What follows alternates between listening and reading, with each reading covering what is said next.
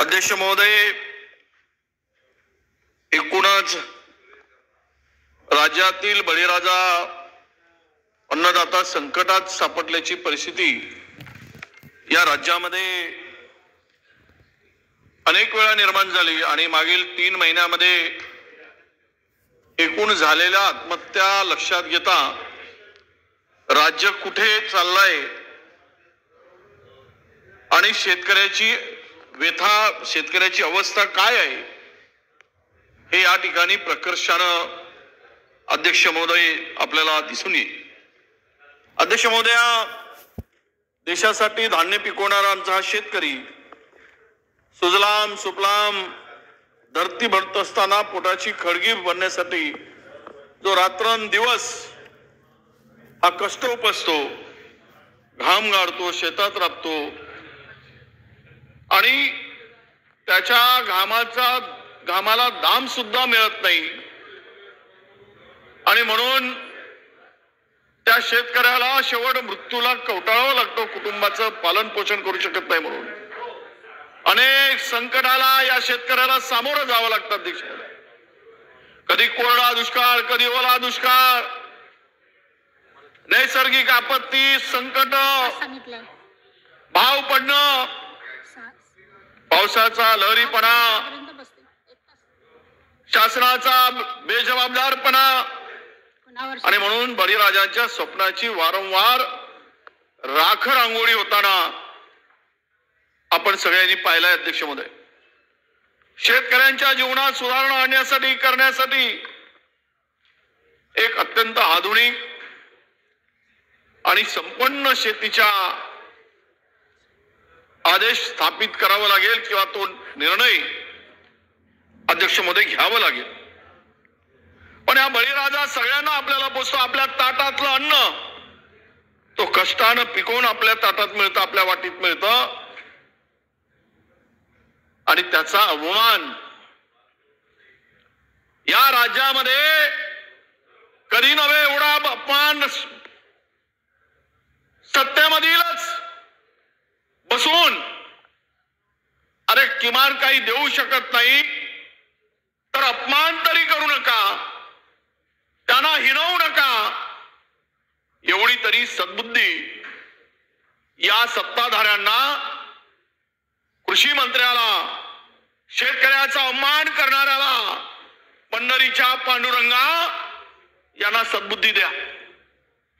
यांच्या बुद्धीचे जे काही दिवाळे निघत चालले, यांची बुद्धी भ्रष्ट झाली. पांडुरंगा या भ्रष्ट बुद्धीमध्ये चांगली बुद्धी, चांगले विचार पांडुरंगा यांच्या डोक्यात घाल, अशी पांडुरंगा चरणी मी प्रार्थना करतो. कुठल्या स्तरावर बोलावे? कृषी खातं काय वाईट खातं आहे काय?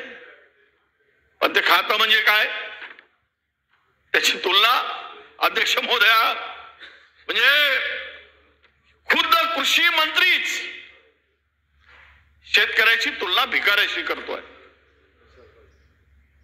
ओसाळगावची पाटीलकी, कृषी खातं मंत्री खातं मिळालं काय, ओसाळगावची पाटीलकी मिळाली आहे ना. म्हणजे किती तुच्छतेनं त्या खात्याकडे हे मंत्री बघतात, हे सरकार बघतं, हे या ठिकाणी अध्यक्ष महोदय दिसून आलेला आहे. त्यांची भावना शेतकऱ्याप्रती किती घृणेची आहे, घृणास्पद आहे, लज्जा आणणारी आहे. अशा प्रकारचं वक्तव्य ज्यावेळेस राज्याच्या कृषी मंत्र्याकडून येतं त्यावेळेस या बळीराजांनी या संदर्भात काय विचार करावा. पण ज्यावेळेस आम्ही कर्जमाफी करतो त्यावेळेस ते म्हणतात अरे कर्जमाफी दिल्यानंतर काय करताय, साखरपुडे करता, विवाह करता, निव्वळ फिरता. म्हणजे कर्जमाफी दिल्यावर ते साखरपुडे करतात, लग्न लावतात, निव्वळ फिरतात, तो घाम गाळतो, कष्ट उपसतो म्हणून तुम्ही खाताय हे विसरतात आणि अशा प्रकारे त्यांना हिणवलं जातं. अध्यक्ष महोदय, तो बळीराजा पांडुरंगाच्या रूपाने तिथे पंढरीत उभा आहे. आशीर्वाद देईल, तो मिळेल, तो ठरेल, पण किमान तो ईश्वर कुणाला देतोय, पांडुरंग कुणाला आशीर्वाद देतोय. पण अध्यक्ष महोदय, किमान एवढी तरी या संदर्भात बोलताना भान आणि यांची बुद्धी शुद्ध असावी हे तरी कळत नाही. हे पाहत असताना एका ठिकाणी सिन्नर तालुक्यामध्ये याच मंत्री महोदयांनी ज्या वेळेस तिकडे शेतकऱ्यांच्या पंचनाम्याचा प्रश्न आला, मोठ्या प्रमाणात अवकाळी पाऊस आला, शेती नुकसान झाली, हे महोदय सर्व गाव वाहून गेल्यावर गेले आणि तिथे जाऊन म्हणतात आम्ही काय ढेकळाचा पंचनामा करायचा. तुम्हाला ही काय सद्बुद्धी नव्हती? ज्या वेळेस एवढं मोठं संकट आलं, कांद्याचं पिकाचं नुकसान झालं, द्राक्षाच्या पिकाचं नुकसान झालं, केळीच्या पिकाचं नुकसान झालं, त्यावेळेस तिथे जाऊन त्वरित पाहायला नको, पंचनामे करायला नको. पण ते गेले कधी? सर्व गेल्यानंतर 15-20 दिवसांनी जाऊन म्हणतात आता मी येऊन ढेकळाचा पंचनामा करू का?